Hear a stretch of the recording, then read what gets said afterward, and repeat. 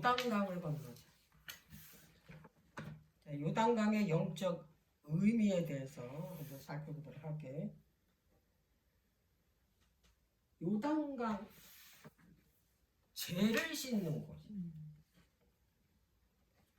근데 우리가 이제 제일 먼저 요단강 하면 생각하는 게 뭐냐면 죄악 세상에서 천국 들어가는 예, 건널목이야. 그 요단강을 건너야 이제 하나님 나라 들어간다라는 거는 이제 다 그렇게는 이제 우리가 인식하고 있는.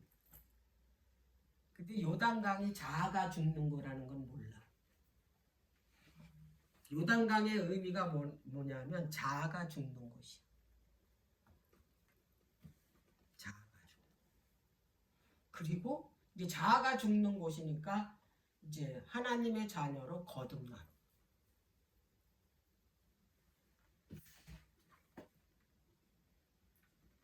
자, 그럼 성경의 예를 들면 예수님이 요단강에 가서 침례를 받아요. 침례는 죽는 곳이야. 자아가. 침례라는 거는 물에서 죄를 씻는 곳이잖아.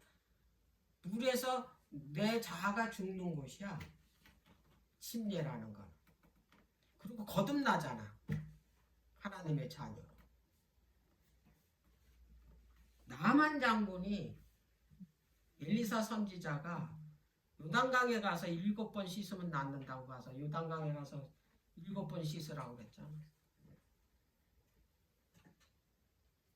그리고 침례 요한이 죄를 사게 하는 그 의식이 침례거든. 근데 예수님도 침례 요한이 요단강에서 예수님 침례 줬고 그 침례 요한이 주로 요단강에서 침례를 줬어.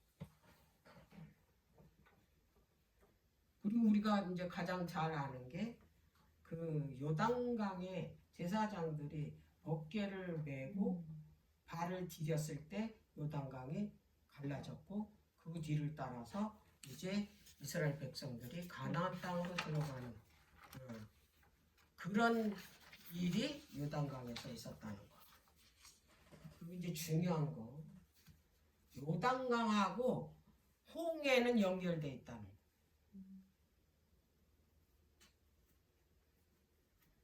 홍해는 건널 수가 없는 곳이야. 들어가면 죽어. 그런데 하나님께서 모세를 통해서 그 명령했잖아. 그 지팡이로 그 이 홍해를 향해서 그 이 지목했을 때 홍해가 갈라졌잖아.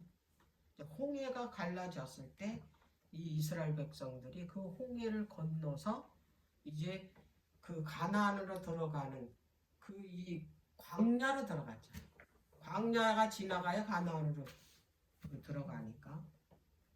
근데 그 속에 그 하나님을 믿지 않고 모세를 따르지 않던 그 바로 왕의 그 두 아들은 거기서 다 죽었다는 거. 자, 그런데 요단강도 그 모맥 시기에는 물이 넘쳐났다 그랬어. 그 요단강 그 건너편에 그 시딤 골짜기 거기에서 왜 하나님께서 거기서 2달을 기다리셨나? 왜 거기서 기다리셨냐면 모맥 시기를 기다린 거예요. 물이 넘쳐나. 왜 그러냐면 이제 그래야지만 어떻게 구속사를 이제 이 백성들한테 가르쳐줘야 되니까. 그냥 얕은 물에 건너는 거는 아무 의미가 없잖아. 네. 그래서 그렇게 그 시기를 기다렸다가 요단강을 건너게 한 거거든. 그래서 그 요단강 건널 때도 그 이 제사장은 보고 먼저 궤를 메고 그리고 먼저 물이 넘쳐나는 그 강에다 발을 디딜 때 그 이제 강이 이제 갈라진다고 그랬죠. 그래서 이 홍해하고 이 그 요단강하고가 어떤 연결이 있나?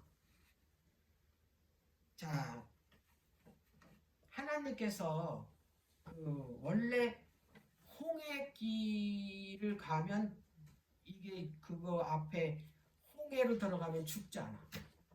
그래서 그 길로 가는 건 아주 어리석은 선택이야.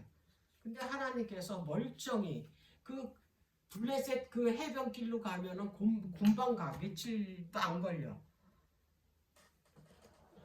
그 길을 놔두고 그걸 맨 원래 가던 길에서 다시 돌아가지고 그 길로 가라는 거야. 홍해길로. 오죽하면 그 바로 왕이 저기 갇혔대잖아. 사막에서. 쟤네들이 거기서 우왕좌왕하고 있으니까. 그거는 하나님의 계획이 있었던 거야. 요단강 건너는. 그래서 그 홍해를 건너는 거는 거기에 그 요단강도 그렇고 홍해도 그렇고 하나님의 아주 중요한 구속의 계획이 있는 거야. 그게 이거를 건너야지만이 이 백성들이 뭐 하는 자냐, 그들이 죽는 곳이야. 거기가 홍해도. 그래서 그 죽는 곳이 그 현대의 교회에서는 침례라고 말하는 거예요. 아까 요단강에서 침례 줬다 그랬잖아. 요단강이 그 죽는 자아가 죽는 곳이라, 죄를 씻는 곳이라 그랬잖아. 그래서 이 하나님께서는 홍해를 건너야지만이 이들을 이제 출애굽에서 종노릇하던 그들을 이제 구원해내는 그런 계획을 하고 계셨는데, 이 홍해가 곧 이 애굽에서 건져내는 과정 중에 하나야. 마찬가지로 그 하나님의 구속의 계획이 우리가 애굽에서 종살이를 하고 있는 거야. 지금 영적 애굽 세상에서.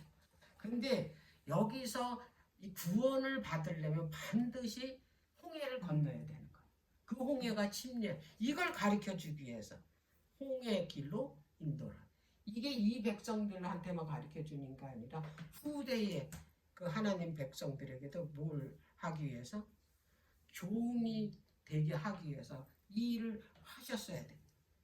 그래서 구속의 계획 속에 홍해를 이제 인도하셔서 이 백성들을 홍해를 건너니까 어떻게 돼? 구원을 얻은 거잖아. 그리고 그 바로 군사들은 거기서 죽는 것을 봤잖아. 마찬가지야. 지금도 우리가 예수님의 뜻을 따라서 우리가 침례를 안 받으면 똑같아. 우리는 구원 얻지만 안 믿고 안 따라가는 사람은 죽는 거야, 결국에. 근데 우리가 말하는 이렇게 의식적으로 물에 가서 침례 받는 걸 얘기하는 게 아니야. 침례는 이거는 의식적으로 우리에게 가르쳐 주기 위해서 그걸 하라 그랬지만, 우리는 마음의 침례를 받아요. 성령으로 침례를 받아야 된다 이 말이야. 거듭나야 된다 이 말이야. 가서 물에만 가서 이게 담근다고 우리가 구원 얻는 게 아니야. 성령으로 돼. 완전히 거듭나야지. 성령으로 거듭나는 건 내 자아가 완전히 죽는 거거든. 그래서 그 홍해는 침례를 말하는 거야. 침례. 고린도전서 10장.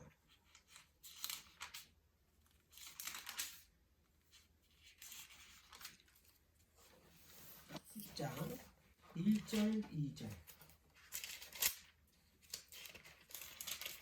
형제들아, 너희가 알지 못하기를 내가 원치 아니하노니 우리 조상들이 다 구름 아래 있고 바다 가운데로 지나며 모세에 속하여 다 구름과 바다에서 침례를 받고. 그래서 홍해 사건은 뭐냐면 침례다 이 말이야. 침례.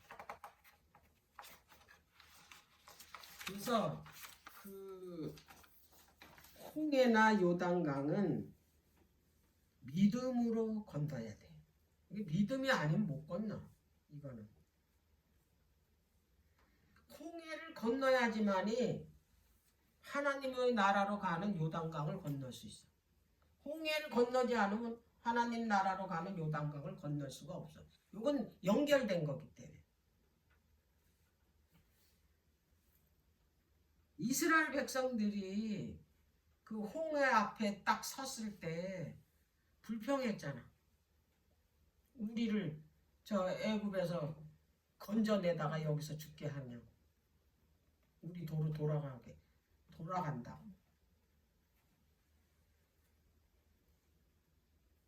이들은 모르는 거야. 홍해를 건너야 만나가 기다리고. 애굽에서는 종살이를 해야 먹을 걸 먹잖아. 그 채찍질을 맞아가면서 그 무거운 벽돌 이기기, 벽돌 굽고 흙 이기고 그 바로 군사들한테 채찍질 당하면서 거기에 그 할당량 그거 채우지 못하면 매 맞고 이런 짓 하고 있었잖아. 그게 종살이잖아. 그 얼마나 고통스러워. 이 홍해를 건너면 뭐가 기다리고 있냐면 하나님께서 만나를 준비하고 계셨다 이 말이야.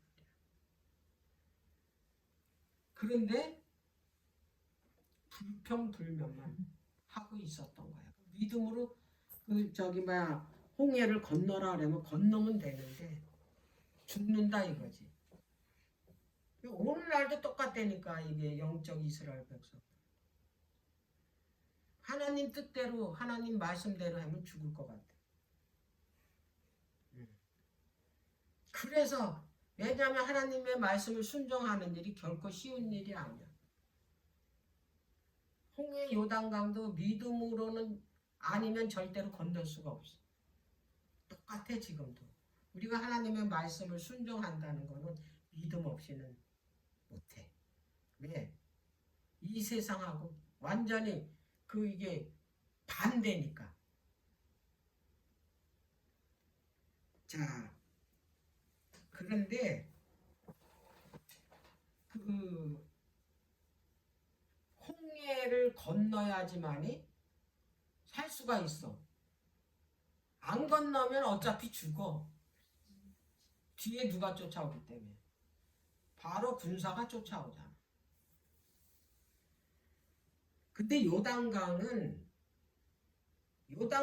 건너가야 이제 가나안 정복 싸움에 참여할 수가 있어. 자, 그래서 이제 우리가 마지막으로 건너가야 될 것이 요단강이야. 그럼 이제 요단강이 의미하는 게 뭔가 그걸 한번 살펴보도록 해요. 여호수아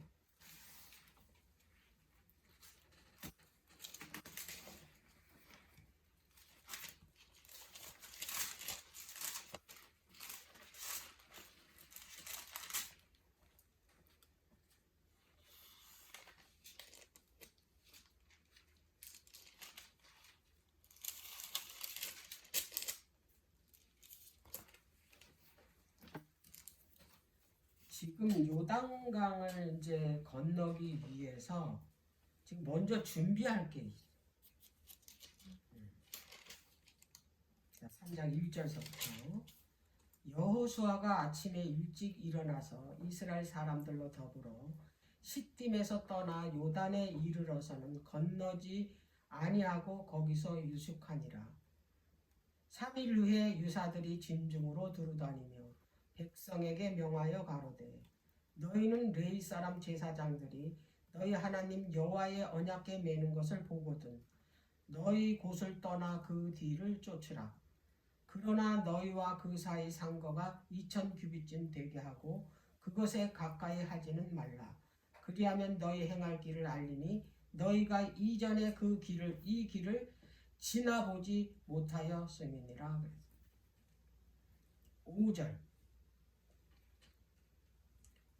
여호수아가 또 백성에게 이르되 너희는 스스로 성결케 하라. 여호와께서 내일 너희 가운데 기사를 행하시리라. 요단강 건너기 전에 이 백성들이 먼저 해야 될 거는 뭐냐면 성결이야. 성결은 다른 말로 하면 거룩하게 하는 거.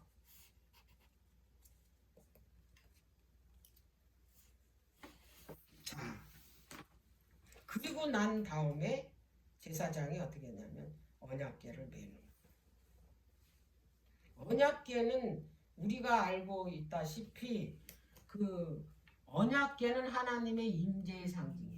언약궤가 있는 것은 하나님이 반드시 거기 계시다라는 거예요. 근데 언약궤 자체가 하나님은 아니라는 거예요. 임재의 상징이지. 하나님께서 거기 계신다는 거야. 그 언약궤 있는 곳에. 그래서 언약궤를 맺다는 것은 그분과 함께 있다라는 거예요. 그러니까 먼저 할 일이 뭐다? 언약궤를 몸을 성결케 하고 언약궤를 매는 거예요. 그래야지만이 이제 그 가나안 들어가서 정복 싸움을 할 수가 있는 거예요. 정복 싸움은 그 어떤 무기나 힘을 가지고 싸우는 게 아니에요. 정복 싸움은 하나님의 말씀으로 싸우는 거예요. 근데 이스라엘 백성들은 자꾸 그 이 힘으로 숫자로 그렇게 싸우려고 하는 거예요. 그래서 실패를 하는 거예요. 우리도 이 세상 살아나갈 때 많은 이 세상 세력에 뭐냐면 부닥기는 게 많아. 그리스도인은 특히. 그런데 우리는 이 세상 눈으로 그걸 보면 안 돼. 왜냐하면 세상의 힘과 세상의 어떤 가지고 있는 그 이 방법, 지식, 힘으로 절대로 안 돼. 어떤 힘을 동원을 해 내가 아는 사람들을 통해서 안 된다는 거.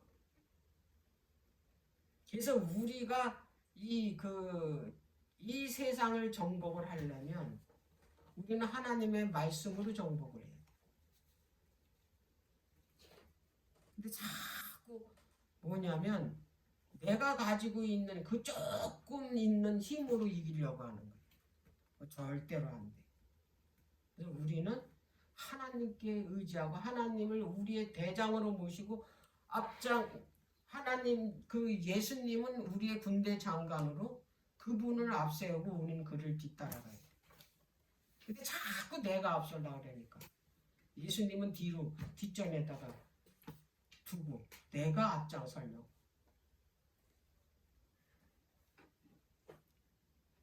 자 이제 언약궤를 맸어 제사장.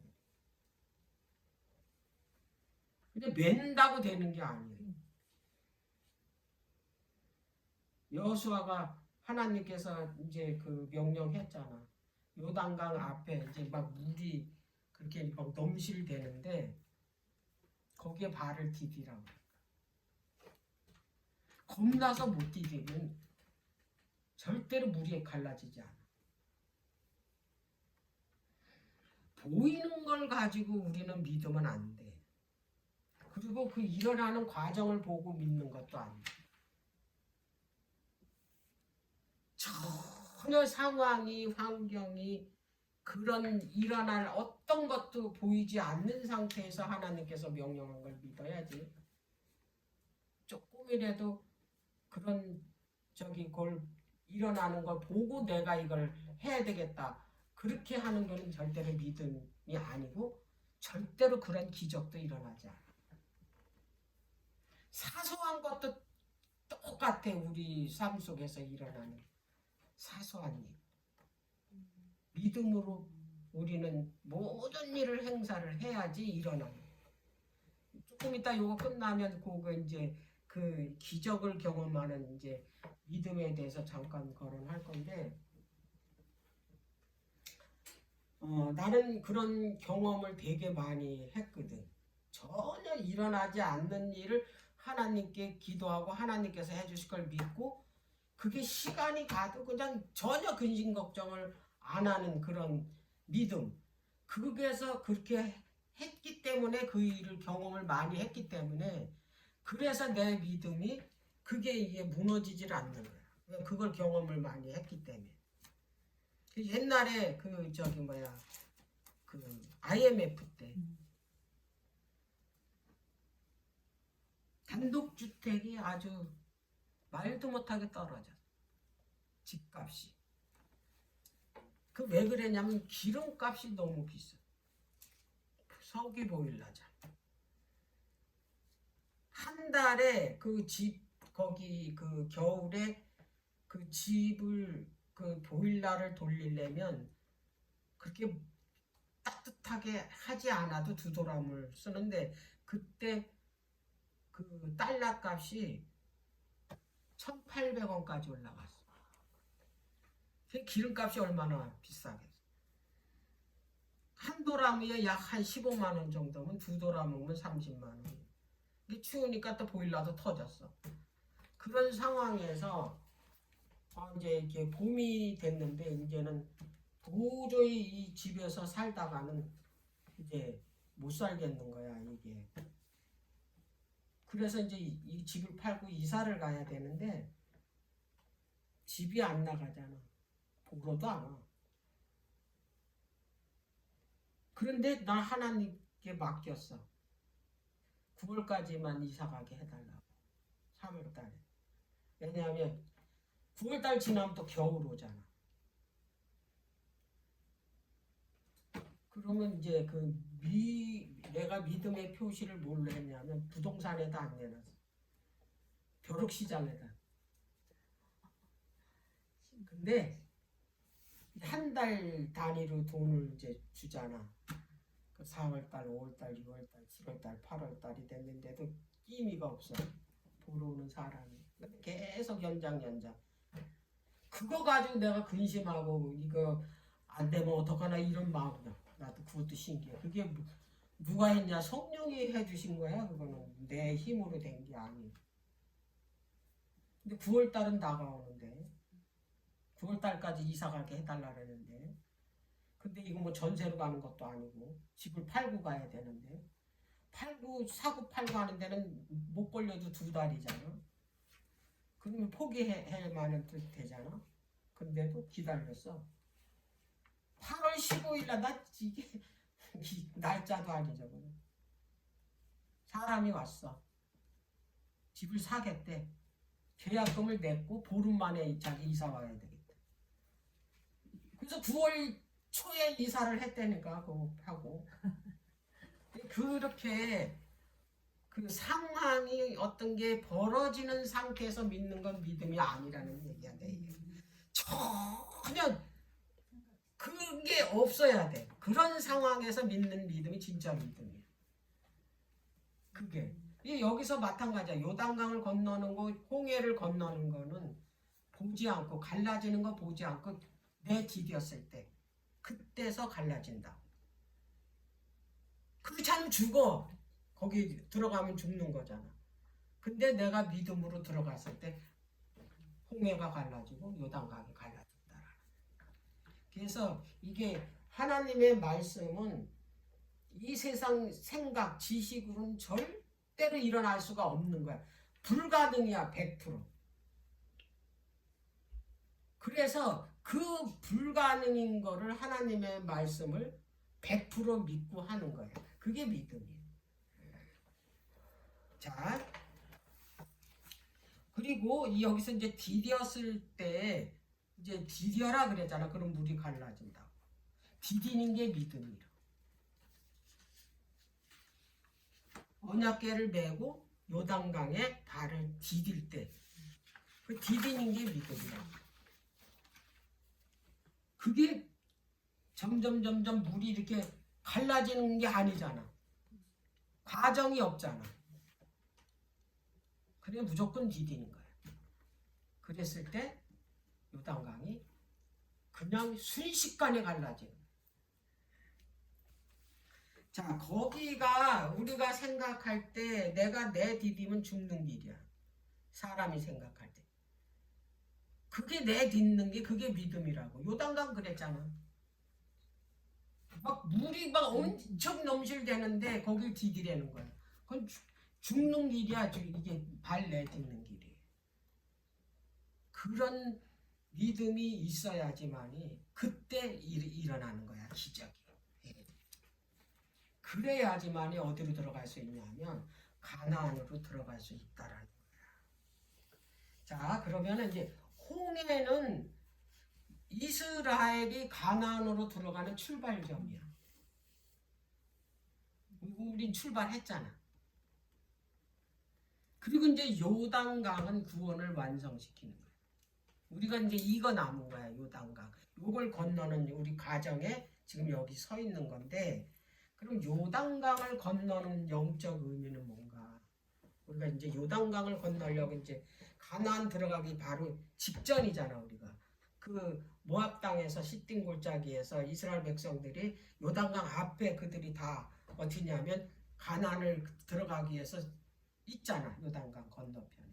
그걸 건너야지 가나안이니까. 지금 우리가 지금 그 상황이라고. 요걸 건너면 바로 어디냐면 가나안이야, 하나님 나라. 그럼 이 요단강이 그럼 뭐냐? 우리는 뭐를 건너야 되냐? 아까 자아가 죽는 곳이라 그랬죠. 그리고 먼저 건너기 전에 성결해야 된다 그랬죠. 그 일이 성결케 하고 자아가 죽는 곳이에요. 레위기서 23.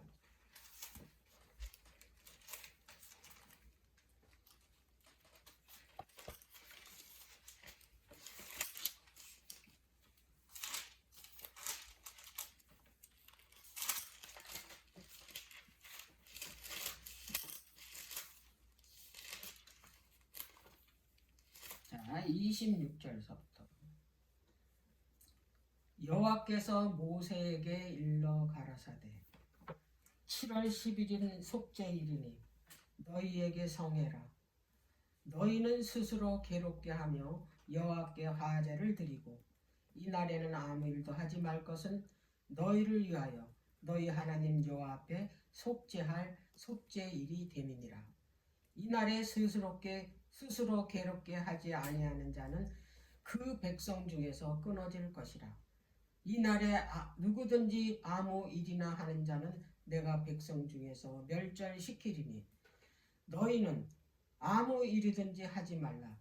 이는 너희가 그 거하는 각처에서 대대로 지킬 영원한 규례니라. 이는 너희의 실 안식일이라. 너희는 스스로 괴롭게 하고 이달 9일 저녁 곧 그 저녁부터 이튿날 저녁까지 안식을 지키느니라.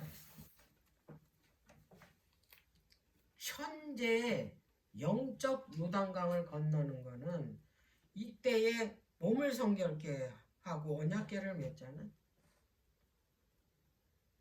지금은 성결케 하는 날이 대속죄일이야. 지금 우리 대속죄일에 살고 있죠. 대속죄일 날 뭐 하는 날이야? 나의 자아를 죽이려고 자신을 괴롭게 하는 게 자아를 죽이는 일이야. 우리가 지금 뭐 하냐면 주님 앞에 내 죄를 다 내놓고 하나님 앞에 완전히 이게 회개하는 기간이잖아. 그거는 뭐냐면 내 자아가 죄거든. 자존심 죄야. 자존심이 사람들은 죄가 아닌 줄 알잖아, 그리스도인들이. 그거 완전 죄야. 그게 자아거든. 자아가 있는 한은 그거는 죄를 못 버리는 거야. 내가 있다라는 거는 주님이 없다라는 거. 주님 자리에 내가 있는 거잖아. 그게 죄라. 나를 구원시키고 나를 창조하신 분이고 나의 구속주는 하나님이지 내가 아니잖아. 내가 나를 구원시킬 수 있어? 없잖아. 그렇기 때문에 나라는 게 내 안에 있으면 절대 구원 못 받아. 그래서 대속죄의 날은 나를 죽이려는 거야. 그래서 요단강은 그 의미가 아까 얘기했지만 나를 죽이는 것이 요단강이다. 그게 영적으로 대속죄일이야. 그래서 우리는 지금 이 대속죄일 기간에 섰잖아. 지금 하나님 이거 끝나면 이제 예수님 재림이야. 그래서 요거가 통과돼야지만이 내가 자아를 죽냐 안 죽냐에 따라서 내가 안 죽으면 멸망의 길이고 내가 죽으면 건너가는 거야. 누구한테로? 하나님 앞으로. 하나님이 계신 가나안으로. 그걸 얘기하는 거야. 그런데 하나님께서는 우리를 홀로 요단강 건너게 안 하신다.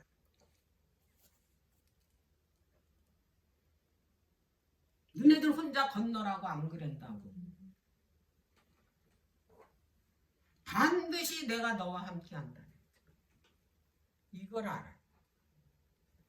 자, 에스겔서 36절.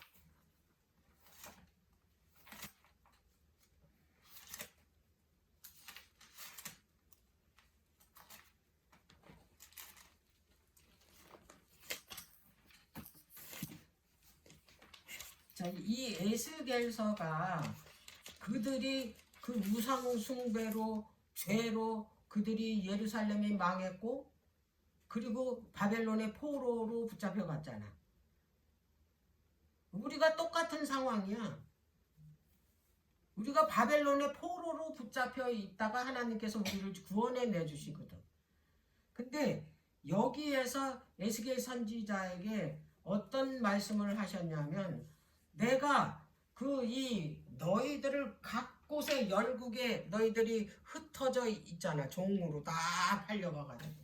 근데 너희들을 다시 이제 고토로 데리고 온다 그랬어. 고토는 뭐야? 하나님 계신 곳이야. 근데 그렇게 데리고 올 건데 너희들을 완전히 회복시켜서 데리고 온다는 거야. 내가 회복돼서 돌아가는 게 아니고 하나님께서 회복시켜 주겠다는 거야. 그래서 그 하나님의 나라로 데리고 가겠다고 약속을 하셨는데 어떻게 우리를 회복시켜서 데리고 가냐, 그거에 대해서 기록한 게 오늘 내가 읽는 요 성경절이에요. 자, 22절. 그러므로 너는 이스라엘 족속에게 이르기를 주 여호와의 말씀에 이스라엘 족속아 내가 이렇게 행함은 너희를 위함이 아니요 너희가 들어간 열국에서 더럽힌 나의 거룩한 이름을 위함이니라 그랬어. 내가 너희들을 이렇게 회복시켜서 하나님 나라에 데리고 가는 것은 너희들 때문이 아니래. 어? 너희들이 내 이름을 더럽혔기 때문에 그 열국에. 그래서 내 이름을 거룩하게 하기 위해서, 당신을 위해서, 당신의 거룩함을 다시 되찾기 위해서 너희들을 어떻게 했냐면 정결케 해서 내가 고토로 너희들을 데리고 오겠다라는 거야. 그럼 어떻게 정결케 하나 이제 볼게. 자, 23절. 열국 가운데서 더럽힘을 받은 이름 곧 너희가 그들 중에서 더럽힌 나의 큰 이름을 내가 거룩하게 할지라. 하나님께서 거룩하게 하신데 우리가 하나님을 거룩하게 하는 게 아니고, 내가 그들의 목전에서 너희로 인하여 나의 거룩함을 나타내리니 열국 사람이 나를 여호와인 줄을 알리라. 나 주 여호와의 말이니라. 우리가 하나님을 그 이름을 다른 믿지 않는 그 이방인들에게 거룩함을 나타내는 게 아니야. 하나님께서 하시는 일이야. 우리는 잘못 생각하고 있어. 자, 24절. 내가 너희를 열국 중에서 취하여서 내고 열국 중에서 모아 데리고 고토에 들어간대. 다 모아가지고 열국 중에서. 25절. 맑은 물로 너희에게 뿌려서 너희로 정결케 하되 곧 너의 모든 더러운 것에서와 모든 우상을 섬김에서 너희를 정결케 한대자. 내가 한대? 내가 정결케 하는 거야? 아니잖아. 너희들을 이제 거룩하게 하기 위해서 내 이름을 거룩하고 너희들을 거룩하게 해야지만이 데리고 들어가니까, 그렇게 하려면은 내가 맑은 물로 너희들을 씻어주겠다. 깨끗하게 해주겠다. 맑은 물이 뭐야? 성령이다.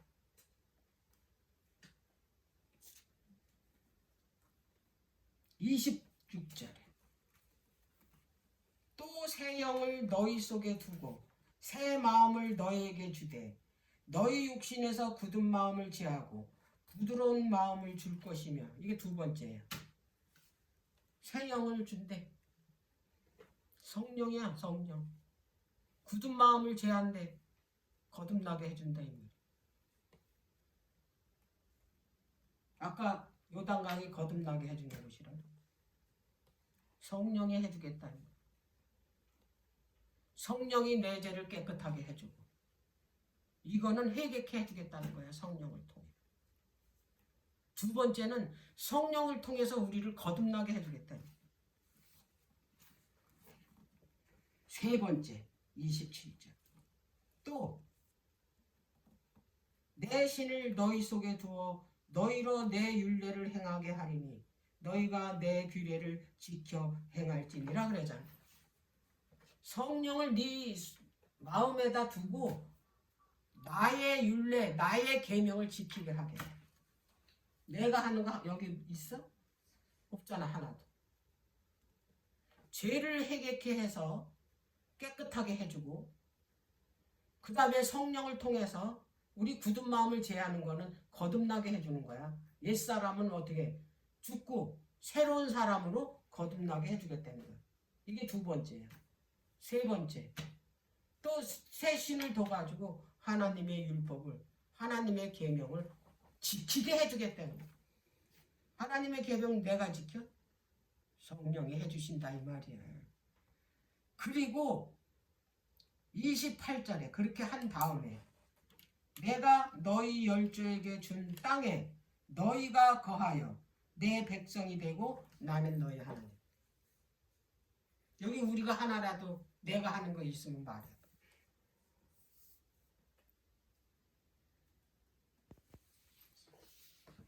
절대로 요단강 혼자 걷게 안 한다고. 내 자아가 이제 죽으라 그런다 그래서 내가 하는 게 아니라는 거 여기 명백하게 말씀하셨죠. 성령은 내 안에 두셔서 그 성령이 다 하게끔 해준다 이 말이에요. 대속죄일에 들어가게 하는 것도 대속죄일날 내 죄를 하나님 앞에 회개하는 것도 내가 하나님의 말씀대로 순종하는 것도 그거 다 누가 해주냐면 성령이 해주신다는 거예요. 그러려면 이제 문제는 다 해주셔. 성령이. 그러면 이 성령님 앞으로 가는 건 내가 해야 된다. 일부러 하나님께서 잡아 끌고 가지는 못해. 왜? 하나님께서는 우리를 자유의 의지를 주셨기 때문에. 강제로 이거 갖다가 읽으라고 하지도 않고 강제로 성령을 내 마음에다 갖다 들어가시는 것도 아니고. 하나님은 하나님도 그렇고 사탄도 그렇고 강제로 우리 마음에 못 들어와. 사탄도 똑같아. 내가 문을 열어야 들어와. 내가 거절하면 사탄도 못 들어온다. 그게 왜냐하면 자유의 의지를 주셨기 때문에. 핑계 대면 안 돼. 어떤 환경 탓하고 그거는 다 핑계야. 하나님께서는 분명히 뭐였냐면 우리들한테 다 기회를 줬어.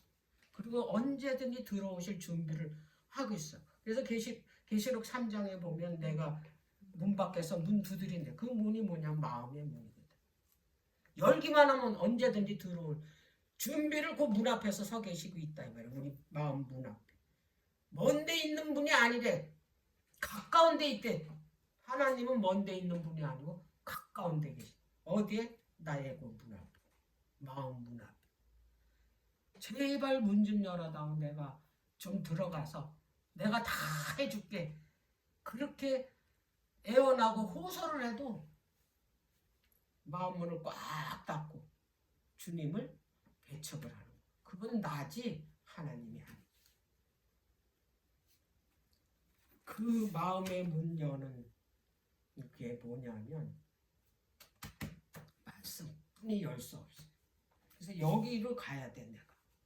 그러면 그분이 내 안에 내가 이 말씀 속으로 간다는 얘기가 내가 마음을 열었다는 거예요. 그러면 그분이 내 안에 들어오시라.